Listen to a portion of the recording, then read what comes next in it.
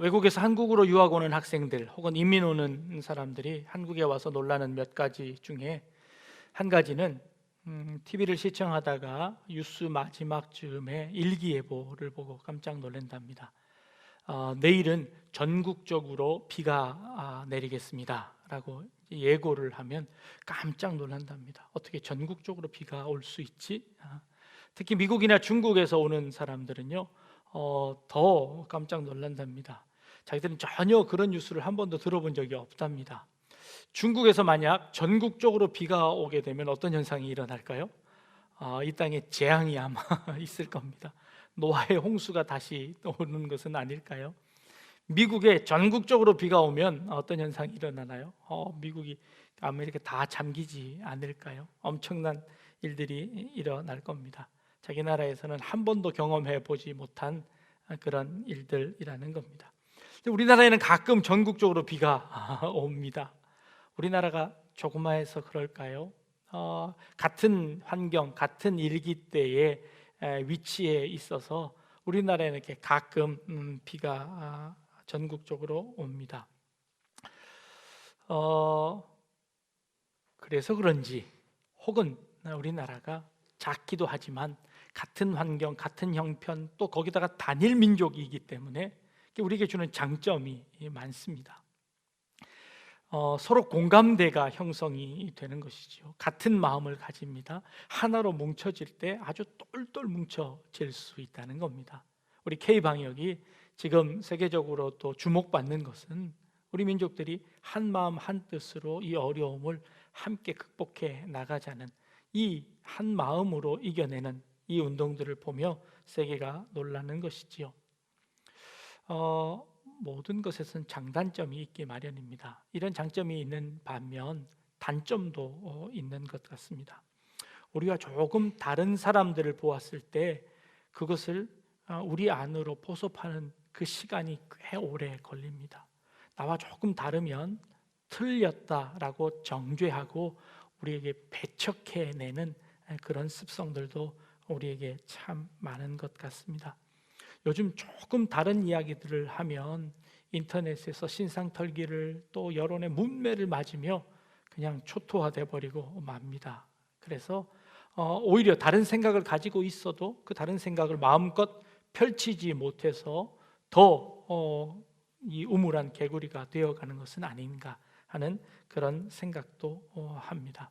근데 우리나라가 땅이 좁아서 그런 걸까요? 아니요. 우리나라 조그만 땅이지만요 있을 건 다 있지 않습니까? 산이 얼마나 많습니까? 사투리는 또 얼마나 많이 다양하게 존재합니까? 이 조그만 나라에도 서로 대화가 안 될 때도 있습니다. 제주도에 가면요 방언을 들으면 전혀 그 대화에 동참할 수 없을 만큼 못 알아듣는 방언도 우리나라 안에 있다는 것이지요.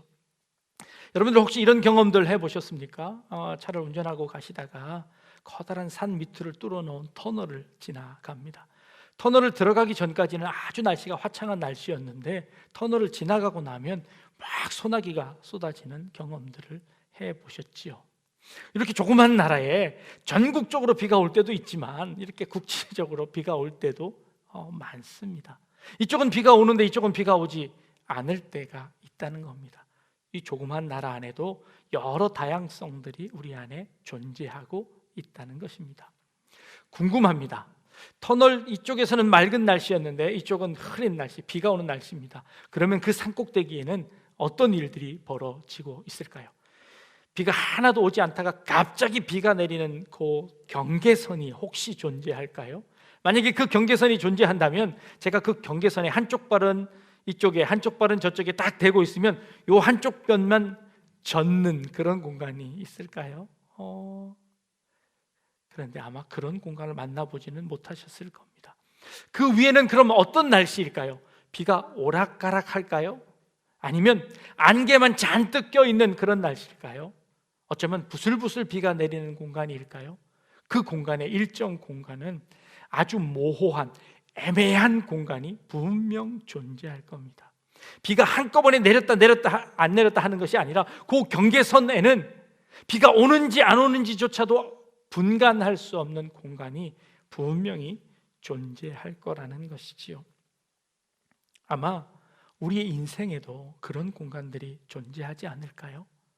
우리 인생에도 이것이냐 저것이냐 결정해야 하는 그 순간이 있는 반면 이것인지 저것인지도 모르는 그런 공간들이, 그런 시간들이, 그런 삶의 형편들이 우리 인생에 참 많이 존재한다는 것을 깨닫습니다.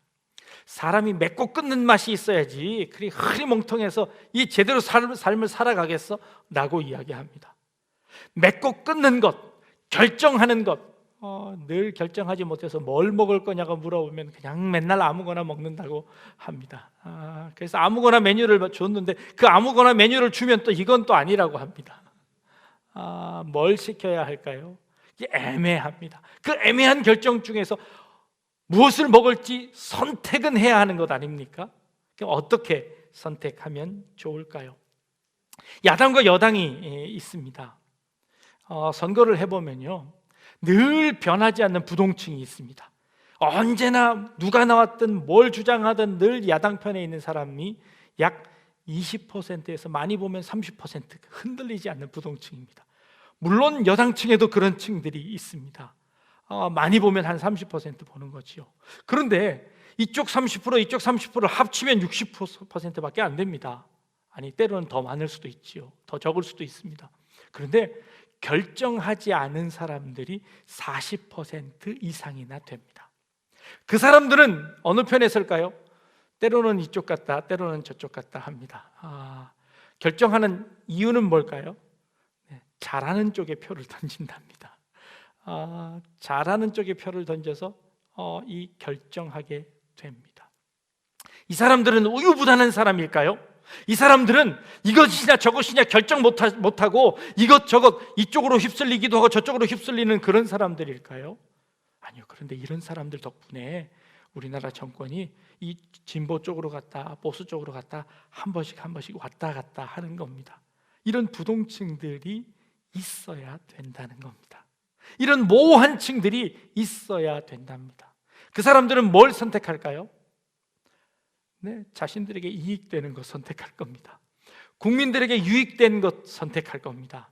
어느 정당에 휩쓸리지 않고 오히려 더 좋은 쪽에 투표하려고 할 겁니다. 오히려 이런 사람들이 더 많아야 되는 것은 아닐까요? 자, 한쪽으로 정확하게 선택해야 합니까? 아니면 모호하게 있어야 합니까? 어떻게 해야 합니까?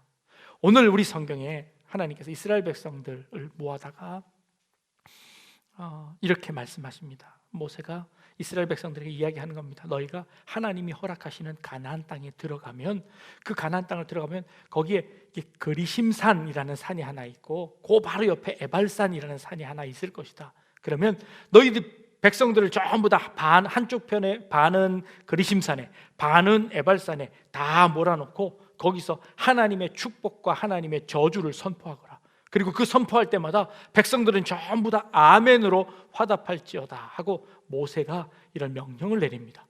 실제로 여호수아가 그 가나안 땅에 들어갔을 때 백성을 반을 정확하게 나누어서 지파별로 나누어서 양쪽 산에 있게 합니다. 그리고는 그곳에서 축복을 선포합니다. 그리심산에 있는 사람들을 향하여서는 축복을 선포하고 에발산에 있는 사람들을 향하여서는 저주를 선포합니다. 그리고 이 둘 중에 하나를 선택해라 라고 말씀하시는 겁니다. 그리심산과 에발산이 어떤 산이길래 하나님이 이런 시청각 교육을 하셨을까요? 산을 한번 보여드리겠습니다. 사진을 보여드립니다. 이 사진에 이쪽은 그리심산, 이쪽은 에발산이 있습니다. 조금 높은 산이 그리심산이고요, 조금 낮은 산이 에발산입니다. 다음 사진 보여주시면 이렇게 되어 있습니다. 그 가운데 있는 동네가 세겜이라는 동네입니다. 하나님 왜 이런 일들을 하실까요? 좀 유치해 보이기도 하고요. 그런데 이 일을 온 백성들을 모아놓고 이 일을 행하시는 겁니다. 그리심산 쪽에서 에발산을 보면요, 이렇게 보입니다. 거의 나무가 없고 돌산입니다. 그래서 이곳은 저주의 땅입니다. 이곳은 식물이 잘 자라지 않은 그런 땅입니다. 그리심산 쪽에서 보면 에발산, 이 에발산에서는 저주를 선포하고요, 그리고 이 그리심산에서는 해도 잘 들고 나무도 잘 자라는 그런 땅입니다. 그 땅 가운데 축복을 선포하는 겁니다. 시청각적으로 보여주는 겁니다. 축복을 선택하면 이런 축복이고, 이 하나님의 명령을 듣지 않고 하나님의 순종하지 아니하면 이런 저주의 산 가운데 살게 될 것이다 라고 시청각으로 보여주시는 겁니다. 여러분들, 축복과 저주 중에서 무엇을 선택하시겠습니까? 그리심산과 에발산 중에서 무엇을 선택하시겠습니까? 네, 모두 다 축복을 선택할 겁니다. 모두 다 이 그리심산에 서기를 원할 겁니다. 그렇죠? 그거 선택하지 않을 사람이 누가 있겠습니까? 그런데 문제는 뭐가 축복이고 뭐가 저주인지를 잘 모른다는 데 있습니다. 축복과 저주 중에서 선택하라고 하면 어느 누구도 다 축복을 선택할 겁니다. 그런데 그 축복을 얻는 그 과정이 쉽지 않다는 겁니다. 그 가운데 있는 세겜이라는 곳에서 여호수아가 외치는 겁니다. 축복과 저주를. 근데 이 세겜이라는 이 땅이 참 재미있는 땅입니다. 어떤 땅이냐면요, 하나님께서 믿음의 조상인 아브라함을 갈대아 우르에서 불러내십니다. 아브라함은요, 그 갈대아 우르를 떠나서 수십 년 동안 여행을 하다가 결국 가나안 땅으로 마침내 들어옵니다. 그 들어와서 처음으로 하나님 앞에 제사 지냈던 곳, 제단을 쌓고 하나님 앞에 예배드렸던 곳이 어디냐면 바로 이 세겜이라는 곳입니다. 이 세겜은 믿음의 조상 아브라함이 하나님의 약속을 받고 하나님이 주시겠다고 하신 그 가나안 땅의 약속을 받고 처음 들어와서 예배드렸던 곳이 세겜입니다. 이스라엘 백성이 처음 여리고성을 무너뜨리고 아이성을 무너뜨리고 그리고 세겜성에 와서 이곳에 와서 축복과 저주를 선포하는 이곳에 지금 서 있습니다. 선택하라는 겁니다. 너희는 어떤 인생을 살 것인지, 어떤 삶을 살 것인지를 선택하라는 겁니다. 아브라함의 일생을 봅니다. 아브라함은 갈대아 우르에 있을 때 하나님께서 야, 그곳 떠나라, 본토 친척 아비집 떠나 내가 내게 지시할 땅으로 가라 라고 말씀하십니다. 하나님께 약속하신 그 땅이 어디인지 보여주시지도 않으셨습니다. 말씀도 안 해주셨습니다. 그리고 떠나라고 합니다. 얼마나 애매한 상황입니까? 얼마나 난처한 상황입니까? 이 상황 속에서 우리는 어떻게 선택해야 할까요? 아브라함은요, 하나하나 한 발자국 한 발자국 하나님의 명령에 순종해 갑니다. 떠나라고 하니 무조건 이사 나왔습니다. 무조건 이사 나와서 가라고 하시니 그 발걸음 따라 나왔습니다. 그래서 그 나와 보니 그곳까지 왔습니다. 그런데 하나님께서는요, 그 결단, 그것 이외에 매 순간마다 결단하게 하십니다. 그곳이 기근이 들어서 애굽으로 내려갈 것이냐 말 것이냐 결단해야 했습니다. 그때 이 아브라함은 그 세겜 땅에서 제사를 지내고 예배를 드리고 나서 기근을 만난 그때 애굽으로 도망쳐 버립니다. 아브라함의 결단이었습니다. 그 결단이 잘 됐을까요? 못 됐을까요? 애굽으로 내려가자마자 자기 아내를 누이라고 속여야 하는 그런 엄청난 일을 닥치게 됩니다. 자기의 결단이 잘못되었음을 압니다. 다시 세겜으로 올라옵니다. 다시 가나안 땅을 올라옵니다. 100세가 지났습니다. 하나님이 약속하신 아들을 얻었습니다. 그런데 마지막 순간까지 하나님께서 이 아브라함을 시험하십니다. 아브라함아, 네 아들 독자 나한테 바쳐라. 여러분, 어떻게 결정하시겠습니까? 하나님, 도대체 나에게 왜 이렇게 어려운 숙제를 시키십니까? 왜 이렇게 어려운 결정을 하게 하십니까? 결정해야 합니다. 아브라함대로 결정하라고 하시는 겁니다.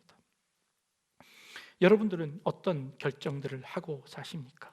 코로나로 인해서 우리 지금 엄청난 위기에 다 닥쳐져 있습니다. 이 코로나가 끝나고 나서 이 교회가 결정해야 할 것들이, 큰 문제들이 쌓여 있다고 이야기합니다. 앞으로 우리가 어떻게 결정해야 할지 고민스럽습니다. 제가 약대중앙교회 부임한 지 이제 10년이 되어 갑니다. 10년 동안 제일 어려운 건요, 역시 결정하는 것이었습니다. 어떤 결정이 하나님 편의 결정일까? 어떤 편이 우리 성도님들에게 유익되는 결정일까? 늘 고민합니다. 고민하다가 우리 부교육자님들에게 의견을 내어놓고 묻습니다. 그분들도 여전히 고민합니다. 아니, 목사가 기도해야지 고민만 하고 있냐고 그러실지 모르겠습니다.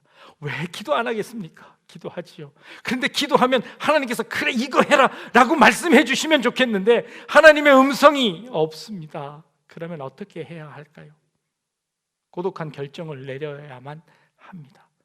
그 결정대로 그리고 나가야 하죠. 그래서 결정 전에 묻습니다.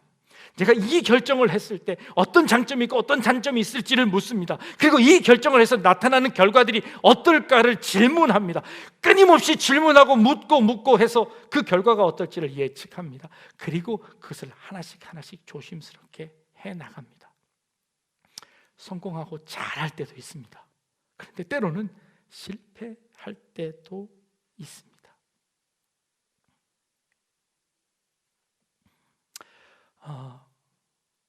코로나로 한 번도 경험해 보지 못한 그런 형편에 처해 있습니다. 스스로 문을 닫고 성도님들 예배 오지 못하도록 했습니다. 그래서 이게 제가 여러 의견들을 듣습니다. 어떤 분들은 그래도 끝까지 밀고 나가서 예배를 드려야 합니다. 아닙니다. 우리가 성도님들 안전을 지켜야 합니다. 네. 이제 앞으로 어떤 결정을 내려야 할지도 모르겠습니다. 그때마다 고민하고 결정 내릴 겁니다. 제가 만나는 분들에게 묻습니다. 온라인으로 예배 드리시는 거 어떠신가요? 물어보면 네, 너무 답답하고 아쉽습니다. 그런 분들이 계십니다. 혹 어떤 분들은요, 그래도 긍정적인 부분이 있습니다 라고 얘기하시는 분들이 몇 분 계시더라고요. 기계를 잘 못 다루니 남편에게 이거 TV로 연결해 달라고 주문을 하셨답니다. 그랬더니 텔레비전을 연결해서 이렇게 보는데 슬그머니 옆에 와서 앉으시더니 그거 같이 보시더라는 겁니다. 그리고 같이 함께 예배를 드리는 거죠. 한 번은 조금 늦게 준비했는데 오늘은 그 시간 됐는데 왜 텔레비 안 트냐고 옆에서 그러시더랍니다. 그래서 함께 예배 드리는 일들이 일어납니다. 이분이 예배 드리다 말고 갑자기 그냥 질문을 하더래요. 도대체 저 목사님 얘기하는 게 저게 도대체 뭔 말이냐고 질문을 하시더랍니다. 이분이 대답을 하시다가 귀찮으셨는지 설교 시간에 그 질문하는 거 아니라고 면박을 주셨답니다. 근데 괜찮습니다. 질문하셔도. 혹 그분이 답을 몰라서 그랬는지도 모르니까 혹시 대답을 못하시면 저에게 직접 물어봐 주십시오. 언제든지 대답해 드리겠습니다. 긍정적인 면도 있더라고요. 우리에게 어려움입니다. 환난입니다. 그러나 그 환난 중에서도 우리에게 긍정적인 부분들이 있더라는 겁니다.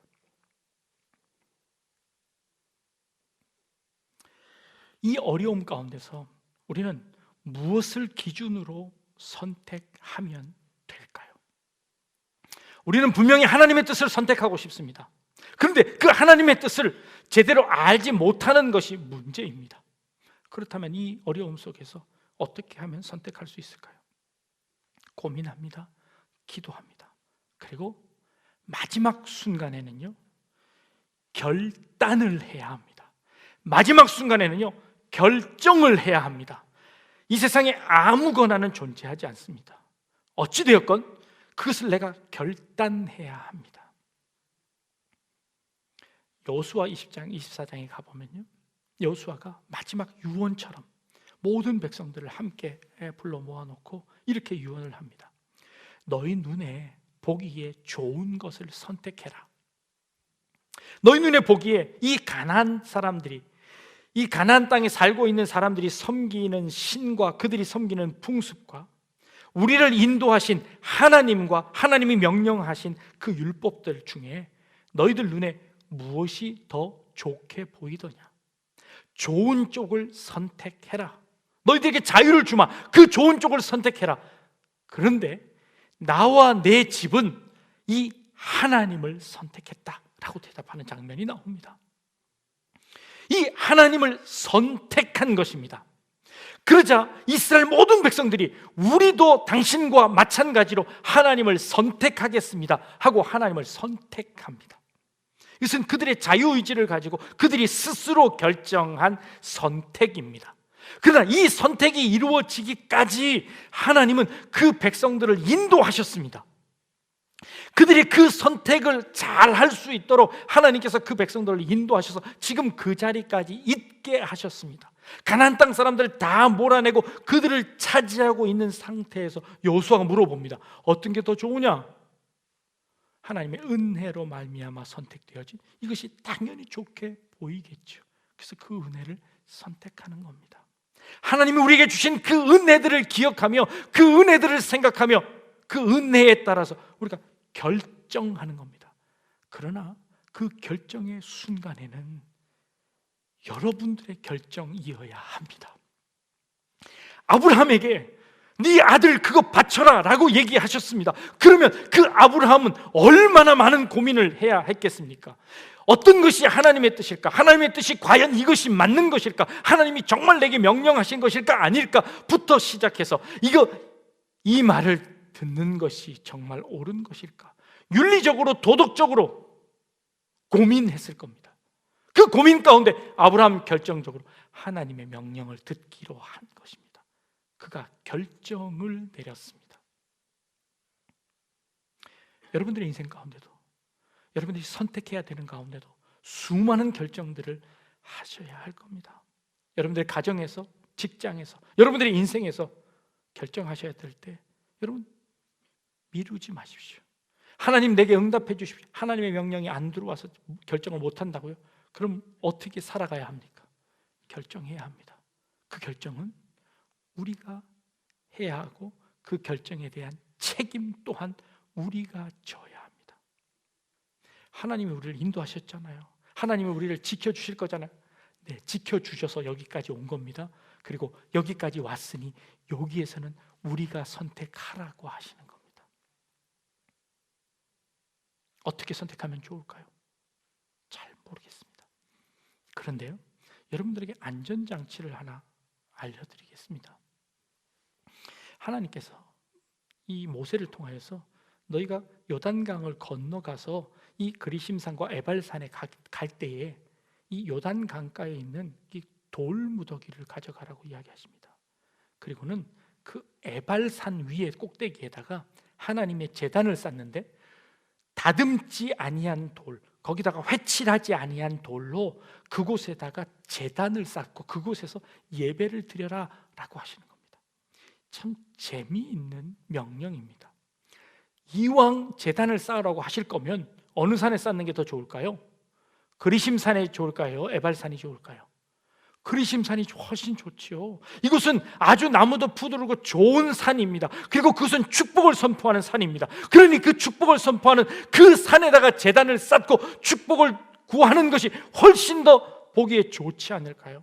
그런데 하나님께서는 이스라엘 백성들에게 그리심산에 제단을 쌓지 말고 에발산에다가 제단을 쌓으랍니다. 이 에발산에다 제단을 쌓으라는 하나님의 그 뜻은 무엇일까요? 생각해 봅니다. 상상해 봅니다. 우리의 선택 가운데 이 세겜 땅 가운데서 이 아브라함처럼 때로는 애굽을 잘못 선택해서 나아갈 때도 있습니다. 그래서 그곳에서 다시 돌아오기도 합니다. 그러나 결정적인 순간에 그는 하나님의 명령을 듣고 아들을 바침으로 믿음의 조상이라는 칭찬을 듣게 되어지는 그 잘하는 선택도 하게 되어집니다. 우리 인생에서 여러분들의 믿음의 여정 가운데서 한번 돌이켜 보십시오. 여러분들이 실수한 것들도 참 많지요. 그리고 잘했다고 생각하는 것들도 있지요. 그 순간들 다 여러분들의 결정 아니셨습니까? 그런데요, 하나님께서 이 에발산에다가 안전장치를 하나 더 해두시는 겁니다.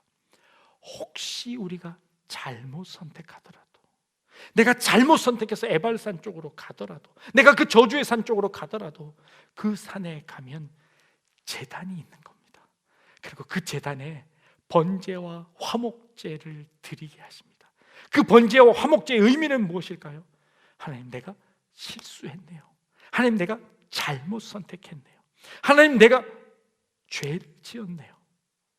그 에발산에서 하나님 앞에 제사하고 예배하고 다시 돌이켜 하나님의 뜻을 행하라는 겁니다. 그리심산에는 제단이 필요 없습니다. 그리심산에는요, 하나님의 명령을 잘 순종하고 갔을 때 그 산에서 누리는 산입니다.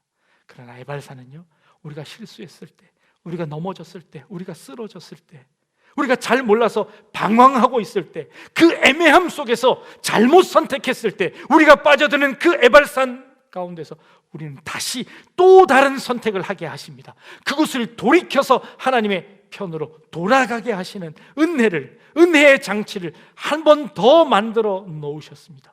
그리고 다시 돌이켜서 그곳으로 가게 하시는 은혜를 주십니다. 그곳에서 다시 선택해서 그리심산 쪽으로 가게 만드시는 겁니다. 우리에게 결단하라고 하시지만 그러나 그 결단 속에 하나님의 은혜가 있었고요, 결단을 하기까지 은혜로 이끌어 주셨고, 그리고 거기서 우리에게 결단하라고 하시는 그 결단을 통해서 하나님 편을 선택하게 하시고, 혹시 그 시험에서도 떨어지면 또 다른 기회를 허락하셔서 우리에게 다시 한번 기회를 주시는 겁니다.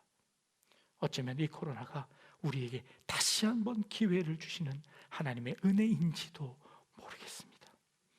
이곳에서 돌이켜서 하나님의 뜻을 결정하는 여러분들 되어지기를 원합니다. 우리 한국교회가 이곳에서 하나님의 뜻이 어디 있는지 우리 자신을 스스로 돌아보고, 우리가 무엇을 잘못 결정했는지, 우리가 지금까지 살아오면서 어떤 길을 걸었는지, 이 애매한 상황 속에서 우리가 무엇을 보고 무엇을 기준으로 선택하며 살았는지 우리 자신들을 다시 한번 돌이켜보며 하나님의 길로 다시 돌이키는 겁니다. 그리고 그리심산을 선택하는 겁니다.